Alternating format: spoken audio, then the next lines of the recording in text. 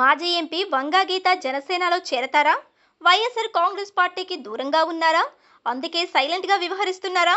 పిఠాపురంలో జరగనున్న జనసేన ప్లీనరీలో ఆ పార్టీలో జాయిన్ అవుతారా అంటే అవుననే సమాధానం వినిపిస్తుంది. జరుగుతున్న పరిణామాలు కూడా అలానే ఉన్నాయి. 2024 ఎన్నికలలో పిఠాపురం నుంచి వైఎస్ఆర్ కాంగ్రెస్ పార్టీ అభ్యర్థిగా పోటీ చేశారు గీత. ఏకంగా జనసేన అధినేత పవన్ కళ్యాణ్ పై పోటీకి దిగారు. అప్పట్లో వంగా గీత విషయంలో పవన్ కళ్యాణ్ సానుకూల ప్రకటనలు చేశారు. ఆమె మంచి నాయకురాలని కొనియాడారు. కూటమి అధికారంలోకి వచ్చిన తరువాత ఆమె జనసేనలో చేరతారని కూడా అప్పట్లో ప్రకటించారు.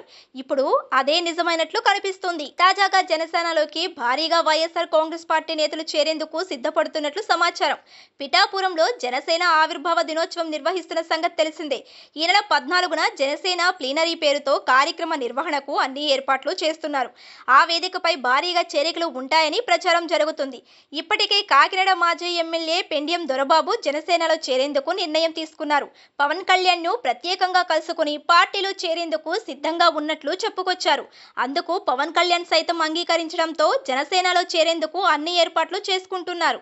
అయితే ఇప్పుడు వంగా గీత పేరు ప్రముఖంగా వినిపిస్తుంది. వంగా గీత సుదీర్ఘ రాజకీయాలు చేశారు. 1985లోనే రాజకీయ ఆరంగేట్రం చేశారు. స్థానిక సంస్థల ఎన్నికలలో విజయం సాధించారు. తెలుగుదేశం పార్టీలో సుదీర్ఘకాలం పనిచేశారు. 1995 నుంచి 2000 వరకు తూర్పుగోదావరి జిల్లా పరిషత్ చైర్పర్సన్ గా వ్యవహరించారు. 2000 నుంచి 2006 వరకు టీడీపీ తరపున రాజ్యసభ సభ్యురాలిగా కూడా ఎన్నికయ్యారు. 2009లో ప్రజారాజ్యం పార్టీ ఆవిర్భవించడంతో ఆ పార్టీలో చేరారు. ఆ ఎన్నికలలో పిఠాపురం నుంచి ఎమ్మెల్యేగా పనిచేశారు. తర్వాత వైఎస్ఆర్ కాంగ్రెస్ పార్టీలో చేరారు.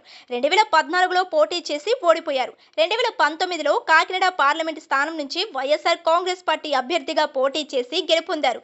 2024 ఎన్నికలలో పవన్ పై వైఎస్ఆర్ కాంగ్రెస్ పార్టీ అభ్యర్థిగా పోటీ చేసి ఓటమి చవిచూశారు. సుదీర్ఘ రాజకీయ నేపథ్యంలో ఆమె ఇప్పుడు జనసేన వైపు చూస్తున్నారని ప్రచారం సాగుతుంది. పిఠాపురంలో జనసేన ఆవిర్భావ సభ జరుగుతున్న సమయంలో ఆమె పొలిటికల్ గా సైలెంట్ గా ఉన్నారు. పెద్దగా కనిపించడం లేదు కూడా. కాపు సామాజిక వర్గానికి చెందిన ఈమె విషయంలో పవన్ కళ్యాణ్ ఆది నుంచి సానుకూలంగా ఉన్నారు.